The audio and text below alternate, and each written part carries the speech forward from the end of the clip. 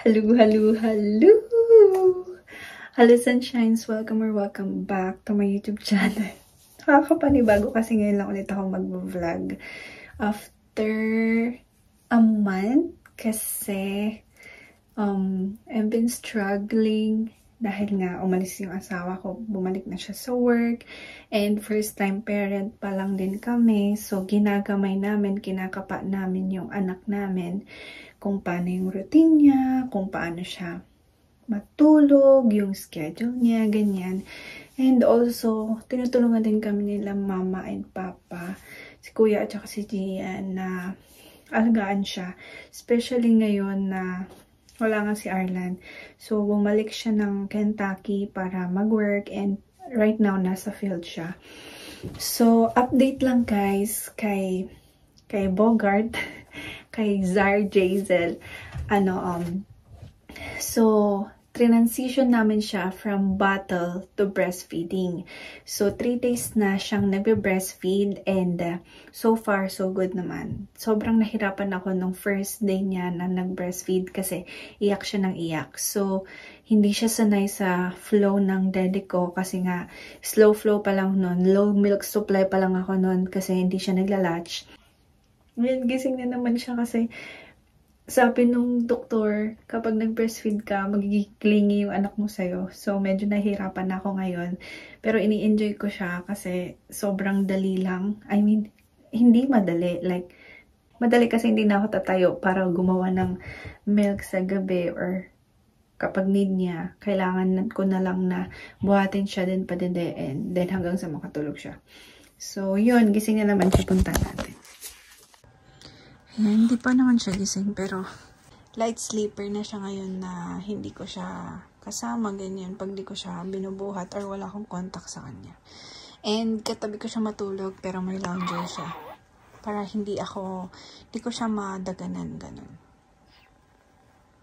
Hello, my baby. Are you crying? Lakas nito dumede. And by the way, may pimple ako. Kakapuyat. Yes, my baby. Why you crying? Mom, hindi. Let's go. Let's go in the kitchen. So, bubuhatin ko na lang siya para makatulog siya. Ay, sus! Meron ako nito. Kasi dito ko siya nirarap. So, baby wrap. Baby carrier. Yan, ganito siya. Kasi naantok yan. Eh, kailangan kong kumain. Dahil kung wala akong kakainin, ano papadede ko sa kanya? Tubig-tubig lang ganun. Ayusin ko muna para hindi siya masyadong masikip. Kasi adjust lang dito. Like, hilain mo lang, literal.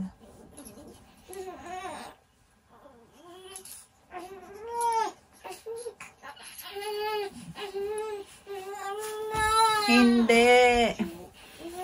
Ayan.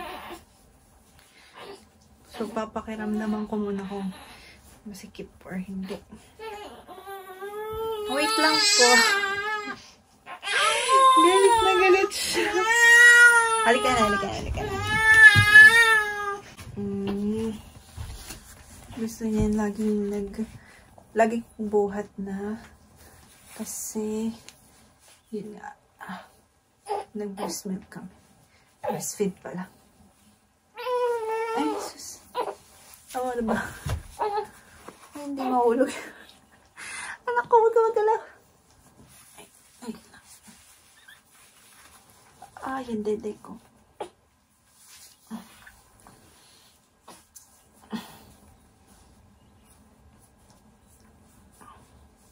Ayan, yung tumigil siya. Ay. Amigit mo.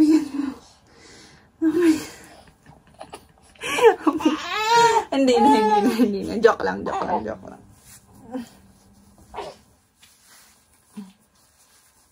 Yan. Ang bigat niya. Ayan. So, ganyan. And then, Kabila. Tama na, tawag. Lakas-lakas na itong batang to. Lakas-lakas ng baby ko. Ay, ay, nahirapan na ako. Ayan. Sabi ni Daddy, huwag mong papahirapan si Mami. Ayan. Okay lang. So, hindi lang siya ganyan. Ayan.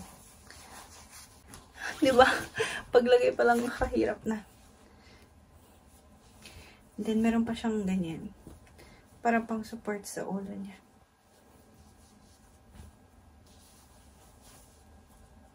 Tapos, higpitan na lang siya sa likod.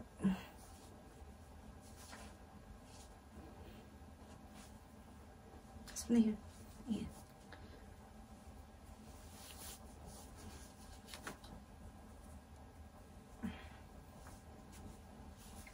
And tatali.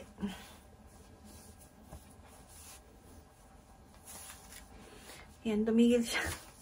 Tapos kakain na ako. Hindi pa ako nag-breakfast. So, ganito guys, itsura namin dalawa. Kain na ako. Sarap nagtulog ng baby, oh. Ayan, ganyan siya matulog. Sarap tulog niya pag nandito ako. Ay, sus.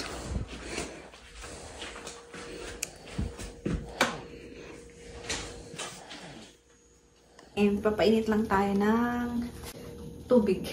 Tapos, naglagay ako ng almond milk, unsweetened. So, breastfeeding. So, sa breastfeed, hindi ako pwedeng uminom ng cow's milk. Kasi, hahalo yun sa my breast milk ko. And, parang meron daw effect sa kanya, which is, parang magtatae siya ganyan. Or, so, yun ang sinabi sa akin. Kaya, ang alternative is almond milk. And, yun lang yata, almond milk. Basta yung hindi from cow's milk. Yan.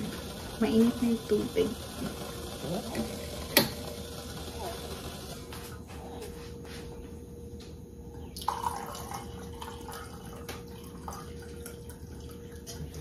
And then, guys, nag-start na rin akong uminom ng coffee.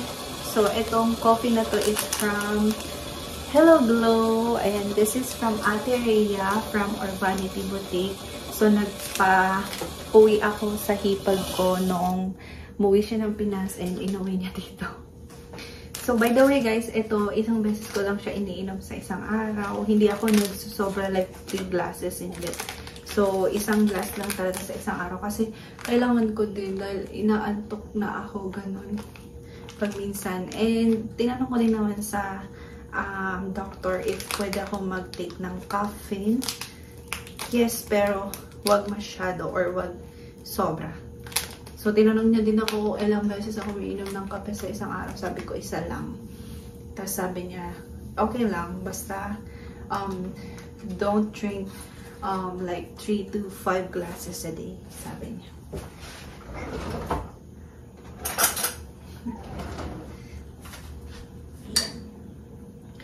Tapos, ang aking kakainin ay malunggay na may sabaw. So, ito niluto.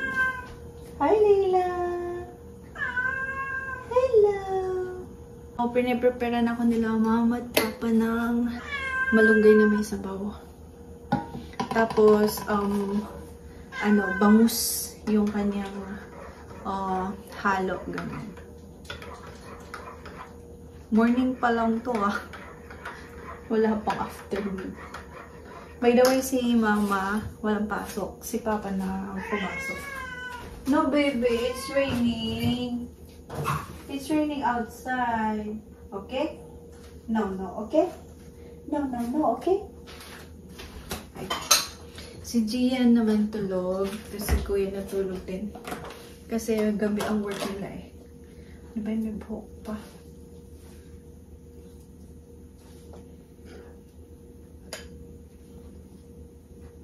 Yung asawa ko nasa field sa Kentucky.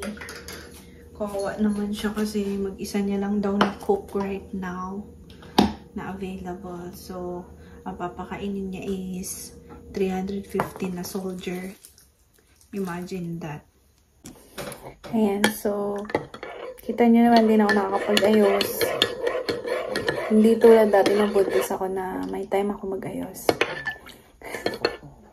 Actually, kanina kagagaling namin sa Telia dahil nga chinek yung weight niya and kinamusta yung pagbe-breastfeed ko kung okay lang naman.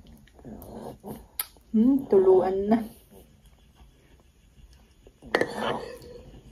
And then, pwede na akong kumain ng mga nagbabawal sa akin noong una, like maasim, ganyan. Pwede naman ako sa mangga. Pwede ako sa strawberry, blueberries, ganyan. Wag lang talaga yung lemon juice, ganyan. Yung mga oranges, ganun. Diba? Sarap ng tulog. Malunggay.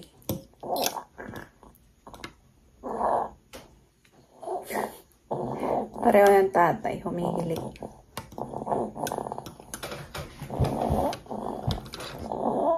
So, kakain lang ako guys. And I'll be back.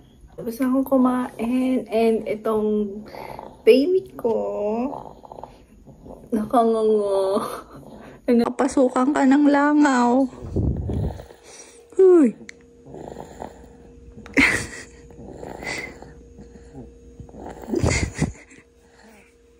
Hey.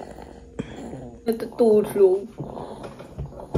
Kaugaling niya yung tatay niya matulog. Kung hindi nakataas yung kamay. And by the way guys, papakita ko sa inyo yung clip na nag-work yung asawa ko ngayon sa field. Wala, sobrang proud lang ako sa kanya. Kasi lately, meron akong baby blues. So sa mga hindi nakakalam ng baby blues, yun yung parang papuntang anxiety na hindi ko maalagaan yung anak ko, na nahihirapan ako, ganyan, iiyak ako, ganun. Naranasan ko yung mga yun, yung iiyak ako pagdating ng hapon na feeling ko hindi ko kayang alagaan yung anak ko, ganyan. Tapos mamaya, maalala ko na naman yung andito yung asawa ko, parang kahit mahirap, kakayanin ko kasi kasama ko siya, ganun. Yun yung mga naramdaman ko nung mga first and second week, especially nung pag-alis niya. Sobrang hirap, pero nakakaya ko na ngayon, nakakapag-adjust na ako ngayon, and hindi ko masasabi na may postpartum ako, depression.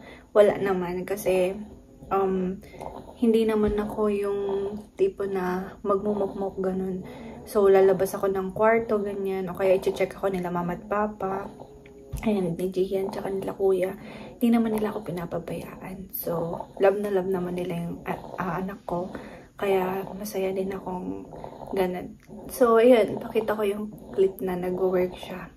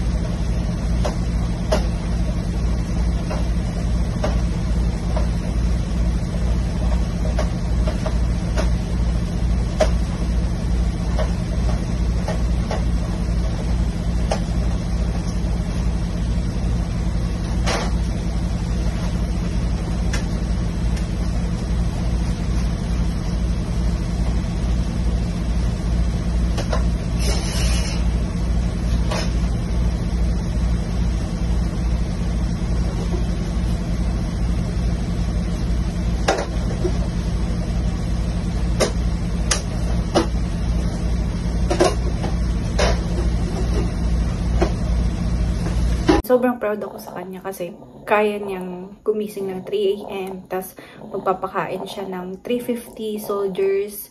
So, mag-isa niya lang na nagluto ng mga pagkain nila, ganyan. Sobrang proud lang, sobrang sipag ng asawa ko.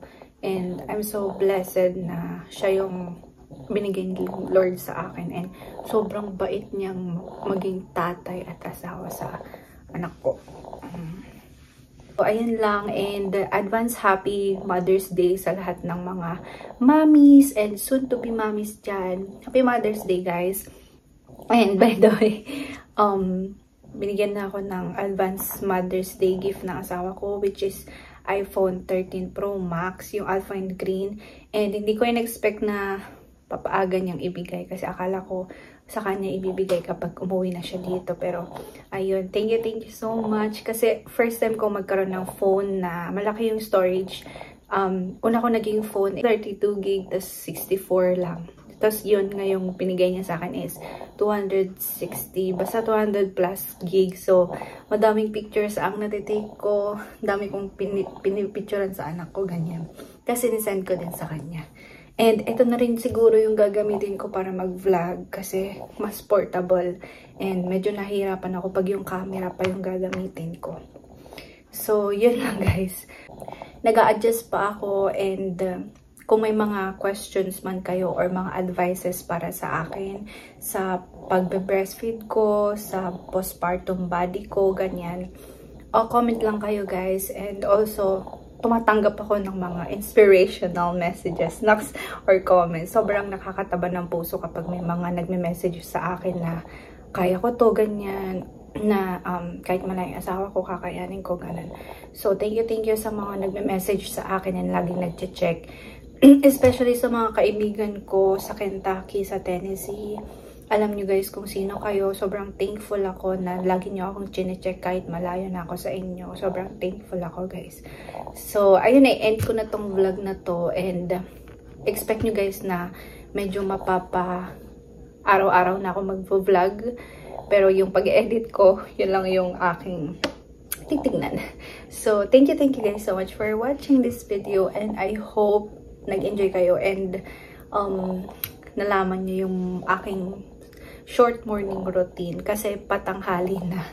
So, ayun. See you guys on my next videos. Bye-bye!